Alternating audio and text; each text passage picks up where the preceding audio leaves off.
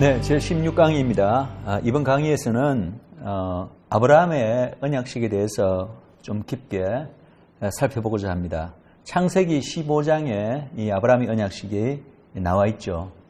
사실은 창세기 15장의 이야기가 오랫동안 성경 신학자들 사이에서도 수수께끼와 같은 그런 장이었습니다. 이 아브라함이 여기 우리가 알다시피 하나님의 명령에 따라서 동물들을 쪼개서 서로 마주 대하여 놓고, 그죠? 그리고 이제 그 사이에 이제 아브라함은 깊이 잠이 들고 하나님의 영광을 나타내는 그 불타는 그 횃불이 그 사이를 이제 통과하게 되고, 아브라함의 자손들이 앞으로 어떠한 그 운명을 맡게 될 것인가에 대한 어떤 예언적 말씀이 있습니다. 바로 출애굽에 대한 말씀들이 주어지고, 그리고 가나안 땅으로 들어가게 될 것을 이 언약식을 맺는 이 상황 가운데서 이제 그런 말씀을 하게 됩니다. 그런데 이것이 사실은 언약식을 맺는 것이라는 인식 자체가 예전에는 없었습니다. 그런데 근래에 와서 신학자들이 연구한 결과 그 당시 이제 고대 건동 지역에 이 이스라엘 주위에 어떤 그 문서들이 이제 발굴되고, 그 당시 고대 건동에서 이러한 의식들이 이스라엘 외에서도 행해졌던 기록을 찾아낼 수가 있었습니다. 그리고 이제 아브라함뿐만 아니라 나중에 이스라엘 백성이 신의 산 언약을 맺을 때도 이 동물들의 쪼개진 사이로 지나갔다고 에레미야서에서 그것을 언급하고 있습니다. 그래서 고대 건동뿐만 아니라 이스라엘 나라에서도 이러한 의식이 그 이후까지 행해진 것을 알 수가 있습니다. 의식은 인간들 사이에서 맺어지는 그런 상방의식이잖아요. 그런데 하나님께서는 이 아브라함과 언약의식을 맺을 때 그 주위에서 일어나고 있는 이러한 실질적인 어떤 그 인간들 사이의 의식의 어떤 형태를 하나님께서 빌려오셔서, 왜냐하면 아브라함과 맺는 언약이 어떠한 것인가를 아브라함뿐만 아니라 그 모든 후손들에게 아마 알려주기를 원하셨던 것 같아요. 그래서 그러한 어떤 그 건동의 언약식 형태를 빌려와서 그대로 행하지는 않으시고 그것을 바꾸십니다.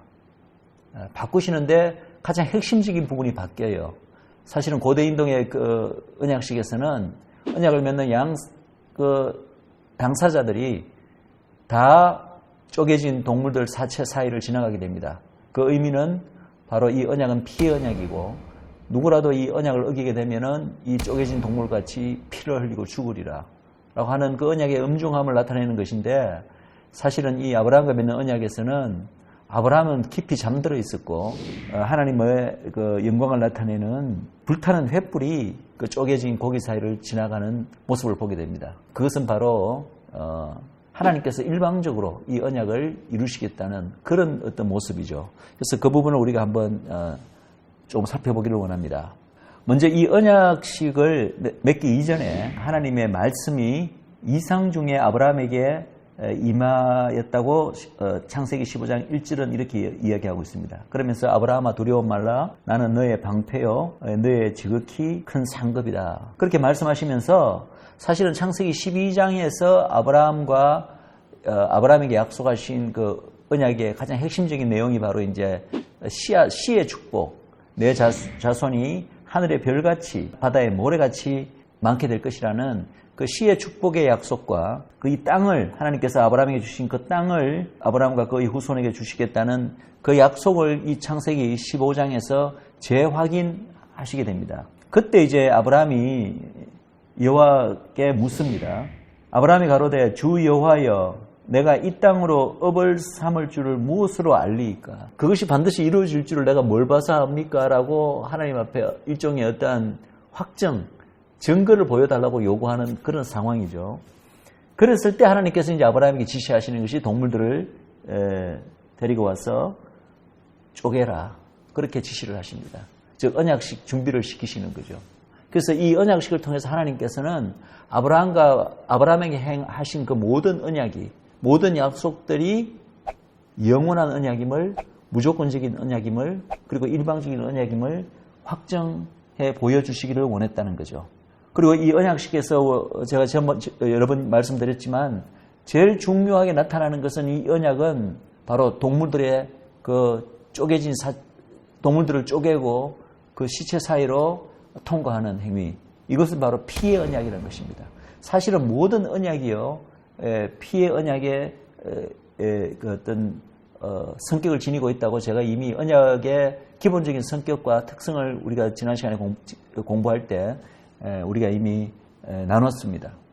왜 피를 매개로 맺으십니까? 왜냐하면 피는 생명이고 레위기서에 의하면, 그리고 이 언약은 생명을 걸고 하는 언약이기 때문에 그렇습니다. 그래서 언약은 깨어져서는 안 되고 혹시라도 깨어지게 되면은 그 피를 흘려야 된다. 생명의 대가를 치러야 된다. 동물들이 쪼개지는 것처럼 쪼개져서 언약을 어기는 쪽은 그런 대가를 치러야 된다는 것을 바로 나타내기 때문에 바로 피 언약입니다. 사실은 이 아브라함의 언약이 일방적 언약으로 이렇게 맺어지지만 아브라함이 그러면 아무것도 안 해도 되는가? 아브라함에게 하나님께서 원하시고 기대하시는 게 아무것도 없느냐? 그렇지는 않거든요. 아브라함에는 여전히 믿음으로 이 언약을 대해야 되고, 또 이 아브라함의 언약 아래서 아브라함에게 주어진 축복이자 사명이 있습니다. 일방적인 언약이라는 말의 의미는 만약에 아브라함이나 아브라함의 후손들이 믿음으로 이 언약에 반응하지 않고 제대로 그들의 어떤 악함이나 죄악 때문에 이 아브라함의 언약 안에서 그들이 행해야 될 미션을 수행하지 않았을 때, 그럴 때 하나님께서 이 아브라함의 후손에게 약속하신 어떤 그런 여러 축복들이 있잖아요. 그런 축복들을 하나님께서 그냥 취소해 버릴 거냐는 겁니다.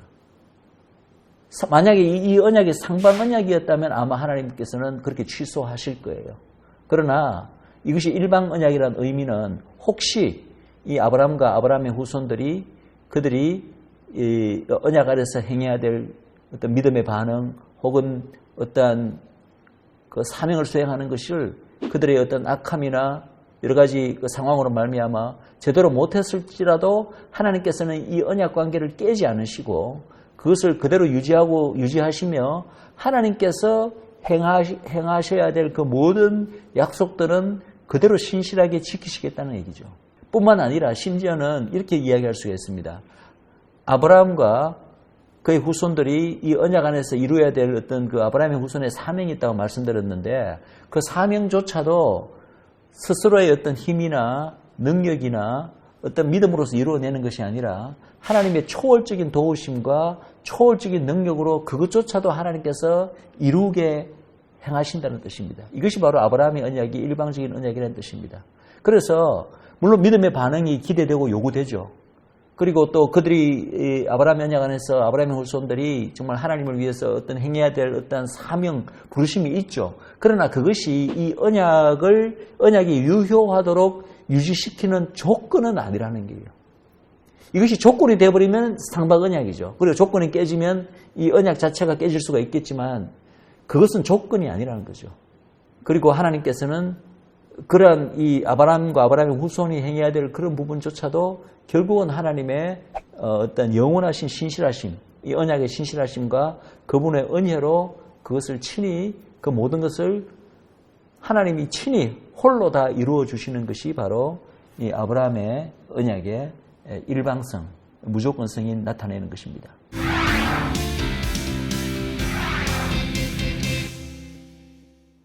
자, 여기 이제 언약식에 보면은 굉장히 중요한 하나의 원리가 나타납니다.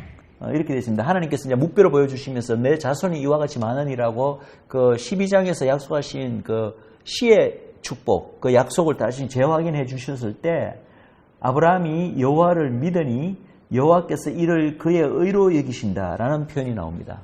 그리고 이 구절 말씀은요, 로마서 4장 3절에 성경이 무엇을 말하느냐? 아브라함이 하나님을 믿음에 그것이 그에게 의로 여겨진 바 되었느니라. 제가 아까 아브라함의 언약 안에는 하나님께서 이 언약을 통해서 아브라함의 후손에게 주신 여러 가지 약속들이 있다고 이야기를 했습니다. 제가 이제 나중에 다음 시간에 우리가 이제 공부를 하게 되겠지만 그 약속에는 대략 보면 한 7가지 약속이 그 안에 들어가 있습니다. 그런데 그 약속 가운데 하나가 바로 아브라함의 후손들은 하나님 앞에 믿음으로 하나님 앞에 반응할 때 하나님으로부터 의롭다고 칭함을 받게 된다는 약속이 바로 그 7가지 약속 중에 하나입니다. 네, 여러분들 믿음으로 의롭게 되는 이 원리는 우리가 사실은 늘 어디서 이야기하는 것입니까? 사도 바울이 로마서에서 이야기하는 거잖아요. 그리고 이제 사실은 그 중간에는 종교개혁을 일으킨 마르틴 루터가 종교개혁을 일으킬 당시에 원래 그 카톨릭 사제였잖아요. 그래서 카톨릭의 그 다른 카톨릭 사제들처럼 어떻게든지 구원에 대한 확신을 가지고자 온갖 그런 고행도 하고 막 온갖 그런 행위로서 하나님 마음에 들어서 하나님을 감동시켜서 자기가 정말 지옥의 두려움을 이기고 천국에 대한 확신을 얻고자 젊었을 당시에는 그렇게 마르틴 루터가 고뇌를 했습니다. 그러다가 이제 바로 하박국서에 그리고 로마서에 사실 로마서 말씀이죠. 로마서 말씀을 읽다가 오직 의인은 믿음으로 말미암아 살리라는 그 말씀으로 이제 마음에 확신을 가지게 되고 그것이 바로 종교개혁을 일으킨 하나의 계기가 된 거 아닙니까? 사실은 그 사도 바울의 그 로마서 말씀이 하박국서의 말씀의 인용이었고 그럼 하박국서 말씀이 그게 처음이냐는 거죠. 처음이 아니라 사실은 그 원리는요. 아브라함까지 거슬러 올라가고요. 또 더 거슬러 올라가면 가인과 아벨에서 아벨에까지 거슬러 올라갑니다. 아벨이 드린 제사는 믿음의 제사였고 그로 말미암아 아벨이 하나님 앞에서 의롭다함을 얻었다는 얘기가 히브리서에 나오죠. 믿음으로 말미암아 하나님 앞에 의롭다는 이 원리는 신약 성경에 처음 등장하는 원리가 아니라 사실은 구약부터 신약까지 성경 전체를 관통하는 원리가 바로 오직 믿음으로 하나님 앞에 의로워진다는 원리입니다. 물론 이제 그 믿음의 그 대상은 구약 때야 그냥 하나님이겠지만 그리고 언약의 어떤 약속에 대한 것이 되겠고 신약에 와서는 그것이 바로 예수 그리스도와 그분 안에 있는 그 모든 약속에 대한 믿음을 말하는 것입니다. 그래서 중요한 것은 이 아브라함의 후손에게 이 아브라함의 언약 가운데 하나님께서 주신 중요한 약속들 가운데 하나가 바로 아브라함의 후손 너희들이 믿음으로 반응할 때 너희가 하나님 앞에서 그것을 하나님께서 의롭다고 여겨주신다 라는 이 너무나 중요한 우리가 하나님 앞에 의롭다 얘기를 받는 것이 바로 뭡니까? 우리가 늘 하는 표현으로 하면 그게 바로 구원받는 거잖아요. 그 약속을 주셨다는 거죠. 근데 이제 그 약속과 관련해서 창세기 15장의 언약식이 체결된 시점이요. 아브라함의 생애 가운데 시점이 아브라함이 할례를 받기 전에 이 언약식이 체결된 것을 우리가 눈여겨봐야 합니다. 17장에 보면은 하나님께서 그 언약의 징표로서 너희 중 남자들은 다 할례를 받으라. 이것이 바로 너희와 나 사이에 있는 언약의 징표라고 향하십니다.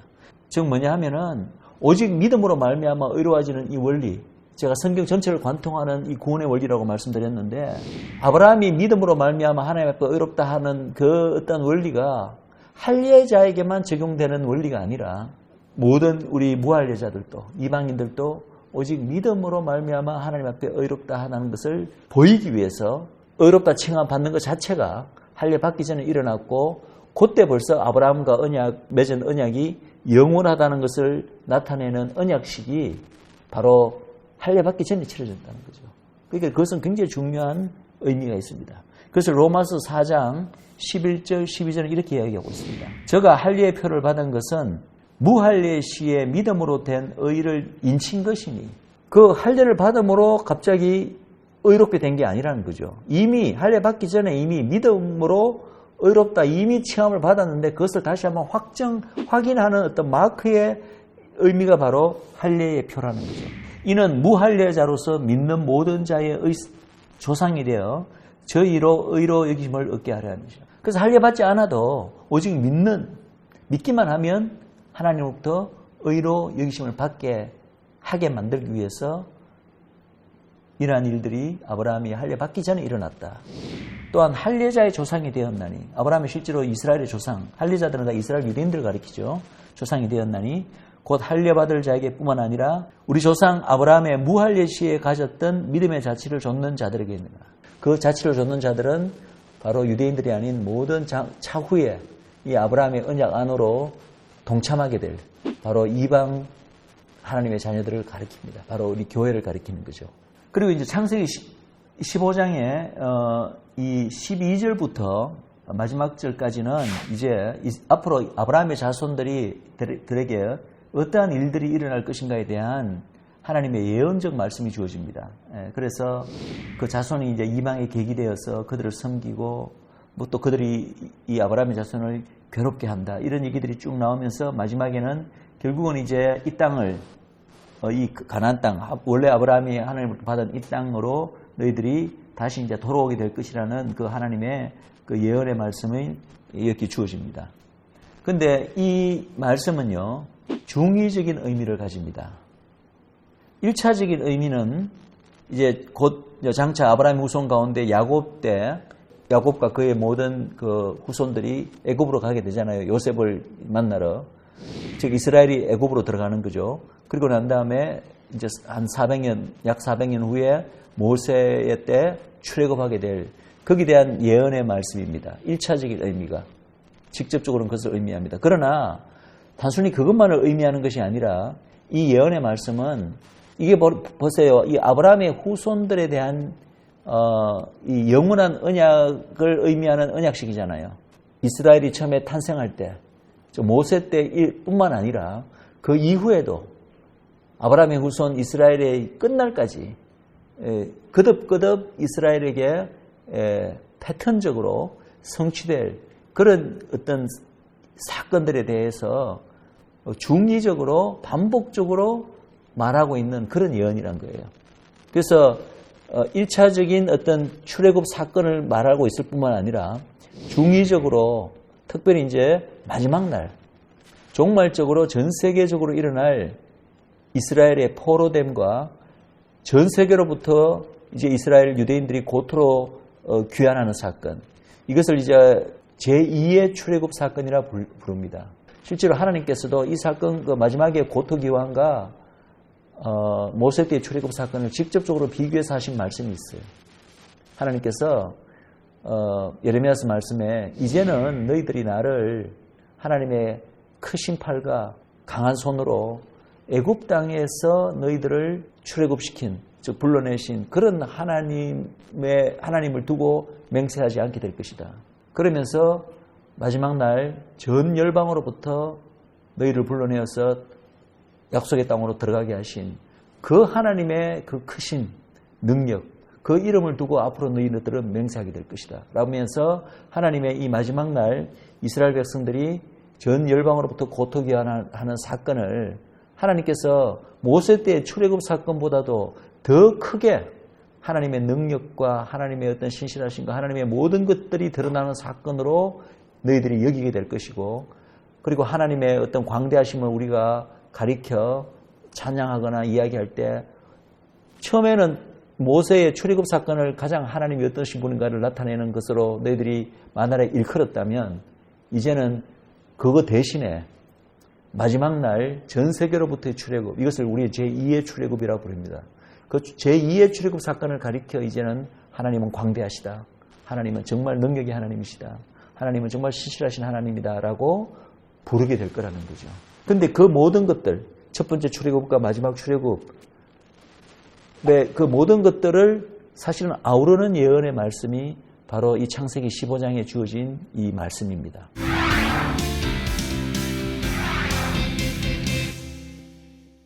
이것을 이제 앞으로 아브라함의 자손, 특별히 이스라엘에 대해서 중복적으로 성취될 예언의 말씀으로 볼 수 있는 이유는요, 예언들은 어떤 미래의 어떤 사건에 대한 예언이라 하더라도 그것이 그 사건이 일어났을 때 딱 한 번에 걸쳐서 딱 한 번 딱 성취되고 마는 것이 예언이 아닙니다. 예언은요, 그 궁극적으로 그 사건이 일어나기 이전에 패턴적으로 중복 성취됩니다. 어떠한 일들이 궁극적으로 일어날 일들의 가장 핵심적인 유형들이 그 앞에서 성취될 때는 그 핵심적인 유형들이 비슷하게 성취된다는 거죠. 그러나 문자적으로는 완전하게 그 예언이 말하는 모든 것들이 그대로 일어나지는 않는 거죠. 그러나 가장 핵심적인 요소가 패턴적으로는 성취된다는 거죠. 그래서 우리는 부분 성취 혹은 패턴적 성취라고 이야기를 합니다. 그럼 그렇게 됐다고 그럼 그 성취가 끝났느냐? 아닙니다. 그것이 그러다가 결국은 또 이제 성취가 비슷한 사건이 일어나면 그것보다는 조금 더 이렇게 발전된 패턴으로 더 구체적인 패턴으로 나타나고 그리고 마지막에 결국은 그 예언이 원래 목표했던 그 일, 궁극적인 성취가 일어날 때는 실제로 그 예언에서 말했던 모든 것들이 완전히 성취되는, 문자적으로도 완전하게 성취되는 그런 일들이 일어나는 것이 바로 그 예언의 일반적인 특징입니다. 그래서 이것을 만약에 예언으로 볼 수 있다면 창세기 15장 12절에서 21절까지 말씀은 이 예언 가운데 직접적으로는 이 모세의 때 출애굽 사건을 말하고 있는 것 같지만 사실은 종말에 이르기까지 이스라엘 백성이 겪어야 될 어떤 민족적 운명에 대한 어떤 패턴적 어떤 그런 예언의 말씀이 이 안에 중복적으로 중의적으로 주어져 있다. 그러면 그 패턴이 무엇이냐고 했을 때 이 말씀에서 우리가 살필 수 있는 패턴이 여러 가지가 있습니다. 그럼 그 패턴이 언제 적용되냐 하면은 일단은 모세 때 출애굽 사건에 의해서 이 말씀이 그대로 적용되죠. 그죠? 가장 가깝게 적용됩니다, 사실은. 그러나 그걸로 끝나는 게 아니라 모세 때 출애굽과 같은 그런 비슷한 상황을 똑같지는 않죠. 비슷한 상황을 또 언제 겪냐 하면은 바벨론에서 또 겪게 됩니다, 이스라엘이. 그 다음에 궁극적으로는 언제 있게 되죠? 로마에 의해서 AD 70년에 이스라엘이 멸망하고 난 다음에 전 세계 모든 열방들의 포로로 잡혀가게 됩니다.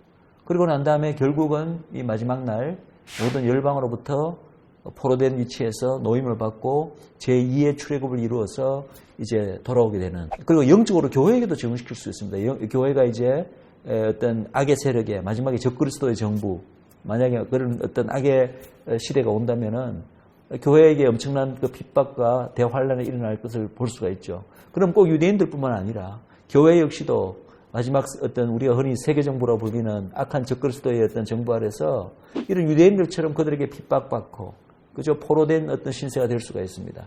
그러나 주님의 재림함으로 말미암아 우리 영적으로 보면은 우리 모든 하나님을 믿는 이방 하나님의 자녀들조차도 영적인 출애굽 사건을 우리가 이제 경험하게 될 거라는 거죠. 주님의 재림으로 말미암아. 이 모든 것들을 사실은 패턴적으로 이 말씀에서 벌써 이야기하고 있다는 거죠. 이 말씀은 누구에게 일어난다고요? 아브라함의 후손에게. 그런데 그 아브라함의 후손은 이스라엘 직접적인 후손인 육적인 후손인 이스라엘만을 의미하는 것이 아니라 우리가 이제 공부하게 되어 있지만 영적 후손도 포함됩니다. 영적 후손은 교회죠. 교회에게도 이 패턴적으로 영적으로 이 말씀들이 적용된다는 얘기입니다.